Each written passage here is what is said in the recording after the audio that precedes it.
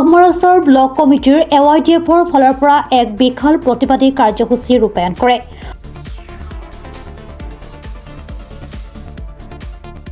নৱগঠিত চেঙাৰ শতাধিক সৰ্বভাৰতীয় সংযুক্ত গণতান্ত্ৰিক মৰ্চাৰ কৰ্মীয়ে বাঘমাৰাছৰ আৱৰ্তন ভৱনৰ সন্মুখত বিজেপি চৰকাৰ হাই হাই, সুধাংশু ত্ৰিবেদী মুৰ্দাবাদ আদি ধ্বনিৰে প্ৰতিবাদস্থলী উত্তাল কৰাৰ উপৰিও ৰাজ্যসভাৰ সাংসদ সুধাংশু ত্ৰিবেদীৰ প্ৰতিমূৰ্তি দাহ কৰে।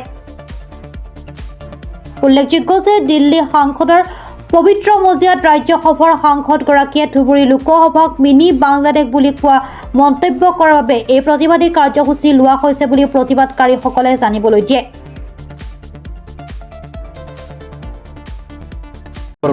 আমি বাগমাৰা ব্লক যিটো চেঙা ব্লক AYDFৰ তৰফৰ পৰা আমি আজি শুভেন্দু ত্ৰিবেদীয়ে যিটো আমাক বৈষম্যমূলক ভাষা প্ৰয়োগ কৰিছে, যিটো আমি মিনি বাংলাদেশ বুলি কৈছে ধুবুৰী লোকসভাখন, এইটো এক গৰিহণাৰ যোগ্য।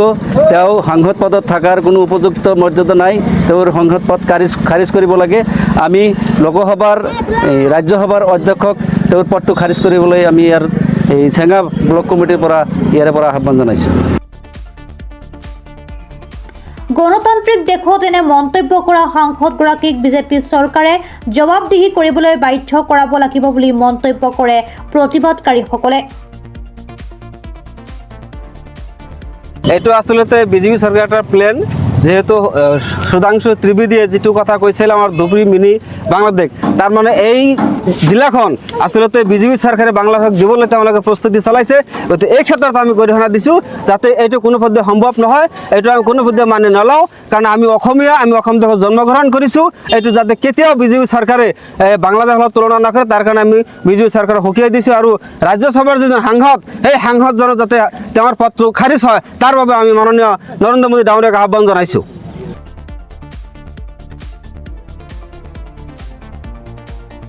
ধুবুৰী লোকসভা সমষ্টি অসমৰ 14খন লোকসভা সমষ্টিৰ অন্যতম এটি লোকসভা সমষ্টি আৰু ইয়াৰ সকলো মানুহ অসমীয়া আৰু ভাৰতীয়। গতিকে বাংলাদেশী শব্দটো সংসদত উত্থাপন কৰাটো এক দুৰ্ভাগ্যজনক।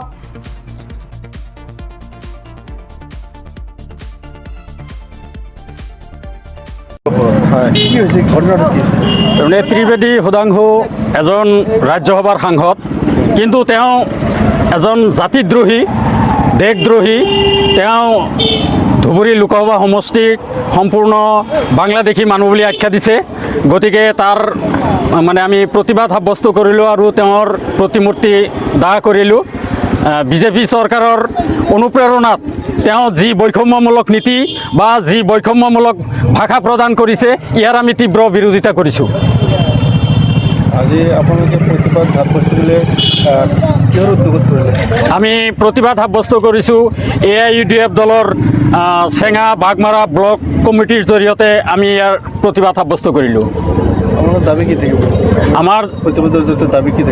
আমাৰ দাবী চৰকাৰে যাতে কোনো ধৰণৰ বৈষম্যমূলক নীতি পৰিহাৰ কৰি দেশত শান্তি সম্প্ৰীতি বজাই ৰাখিবলৈ সকলো মানুহক ভালদৰে ভাল চকুৰে চায়, সেয়ে আমাৰ মানে দাবী।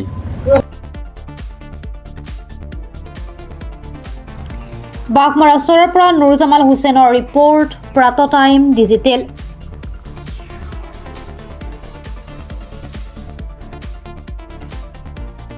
অসমৰ সংবাদ জগতখনৰ বাবে এক সুখৰ খবৰ। আপোচবিহীন ৰাইজৰ কণ্ঠ সাপ্তাহিক কবচ পুনৰ এবাৰ অসমৰ ৰাইজৰ মাজলৈ। স্বত্বাধিকাৰী প্ৰণীতা কলিতাৰ দ্বাৰা প্ৰকাশিত আৰু আপোচবিহীন একাংশ নপুৰণি অভিজ্ঞতাপুষ্ট সাংবাদিকৰ দ্বাৰা প্ৰচাৰিত তথা eco printing press, Guwahati Katabari গড়চুকত মুদ্ৰিত সাপ্তাহিক কবচ এতিয়া অসমৰ বিভিন্ন প্ৰান্তত উপলব্ধ। আমাৰ ঠিকনা মুখ্য কাৰ্যালয় অসম ফৰেষ্ট স্কুল, হৰি মন্দিৰ পথ, গুৱাহাটী আৰু উপ কাৰ্যালয় Kalita market, Bijoynagar, Kamrup, Assam. Mobile number হৈছে 9435114666 70024728113। আমাৰ ইমেইল ID হৈছে kobos2025@gmail.com।